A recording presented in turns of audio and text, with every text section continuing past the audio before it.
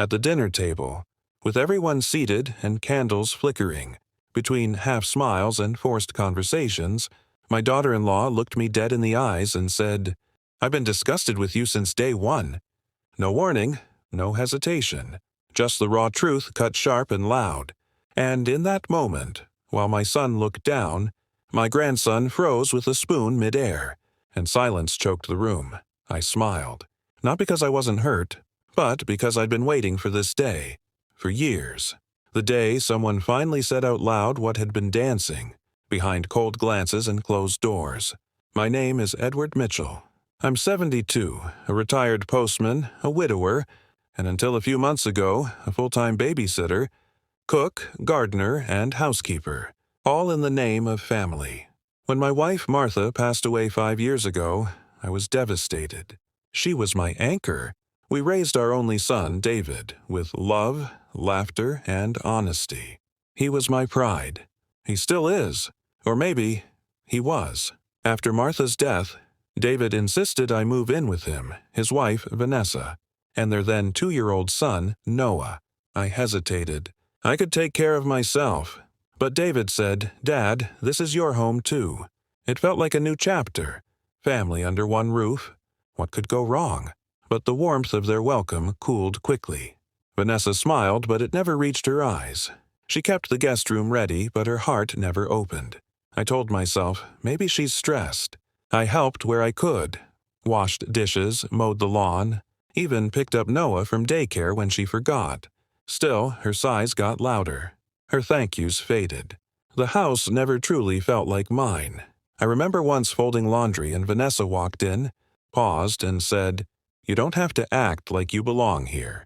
She said it softly, almost sweetly, but it struck deeper than any shout could. I didn't tell David. I didn't want to come between them. But last night's dinner, that was different. It was Noah's 7th birthday. I had baked his favorite chocolate cake.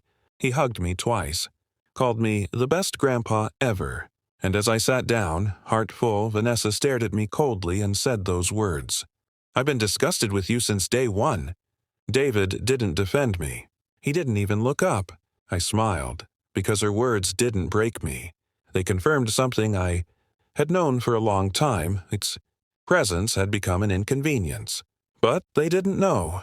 I had been preparing for this moment, and what came next no one saw coming.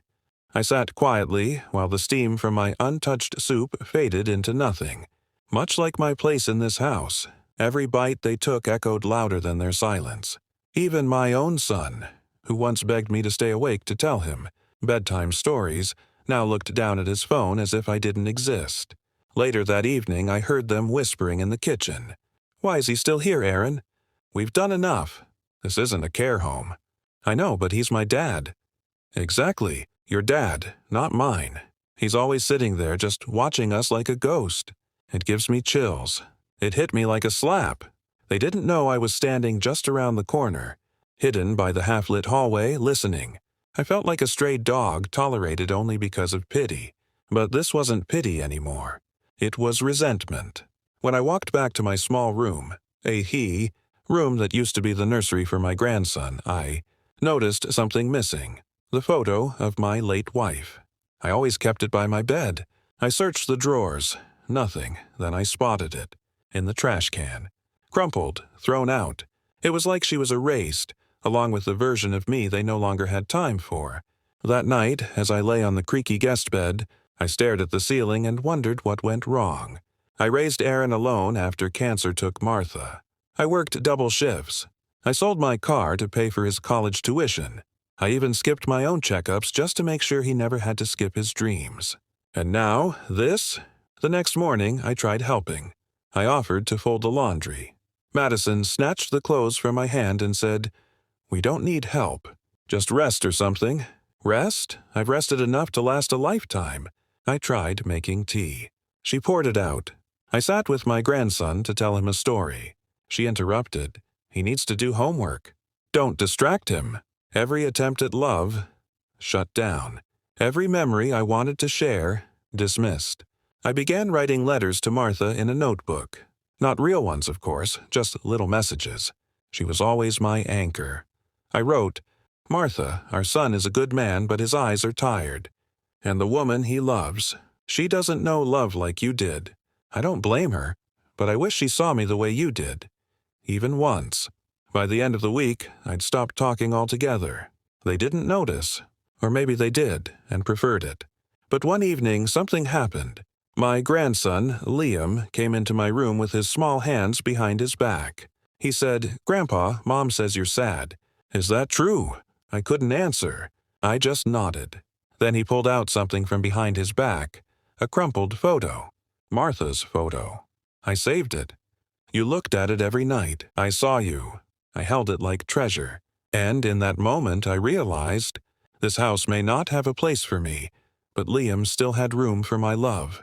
That gave me strength, but also a decision. A silent decision that would shake this house in a way they never expected. I couldn't sleep that night. Every time I closed my eyes, I saw her face. My late wife, Anna, and the trash can where her picture had been crumpled and discarded, like she meant nothing. It wasn't just a photograph. It was all I had left of her. Our memories, our love, our life, thrown away like garbage. In the middle of the night, I quietly stepped into the hallway. I didn't want to wake anyone. The house was dark and cold.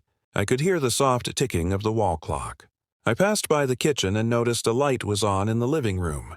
As I peeked in, I saw Emma, my daughter-in-law, whispering on the phone.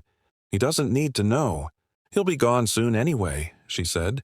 My breath caught in my throat. Who were they talking about? I pressed my back against the wall and listened. My heart was pounding. "We only let him stay because of Noah," she continued. "The kid loves him, but if he keeps digging into the past, we'll have to send him to a home." I felt something die inside me. I wasn't just unwanted, I was a problem. I quietly stepped away before she could see me. My feet felt heavier than my heart. Back in my room, I sat on the bed trying not to cry. But the tears came anyway. In the silence of that room, I realized something. They weren't just cold. They were hiding something from me. The next morning, I made Noah his favorite breakfast. Pancakes with chocolate chips. His smile was the only warmth I felt. But something inside me had changed. I couldn't ignore the signs anymore. They wanted me out. And maybe, just maybe, they had something to do with Anna's last days. Because the truth had been buried with her. And I was going to dig it up. The next few days, I moved through the house like a ghost. I smiled, I nodded. I acted like everything was fine. But inside, I was unraveling. I noticed more things. Emma always looked irritated when I entered the room. David, my son, hardly made eye contact anymore. And little Noah. He still hugged me tightly, but now I felt like I was holding on for dear life.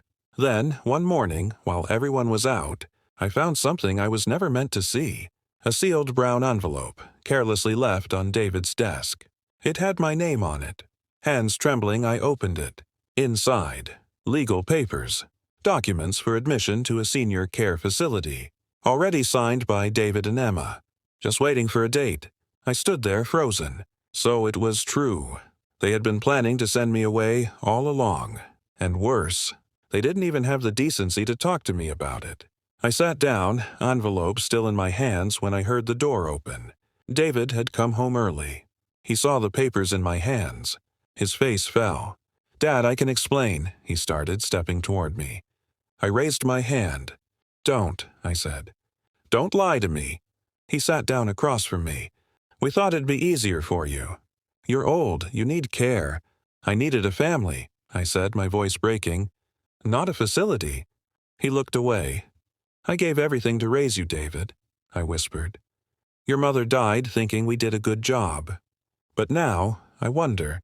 He didn't respond. I stood up, holding back tears. "I'm not a burden. I'm your father." And I walked out of the room, the silence behind me louder than any words he could have said. That night, I packed a small bag. Not because I wanted to leave, but because I realized I was already gone in their hearts. I left a note on the kitchen table. "Don't worry about me. I won't trouble you anymore. I thought I was expected." But I was wrong. Before I stepped out the door, Noah ran in from the yard. He looked at the bag and then at me. "Grandpa, are you going somewhere?" I bent down, holding back tears. Just a little trip, buddy. His eyes filled with tears instantly. No, don't go. I'll tell Mommy and Daddy to be nice. I promise. I hugged him tightly. You don't have to fix anything, Noah. Just remember, I love you more than anything in this world. And I left. I walked to the nearby bus stop under the cold December sky.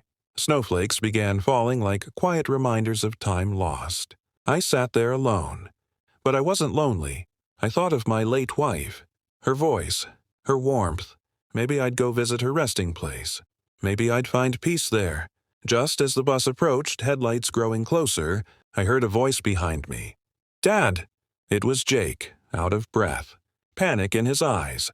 Please, don't go. I didn't answer. He came closer, kneeling before me like a child. I'm sorry. I was wrong.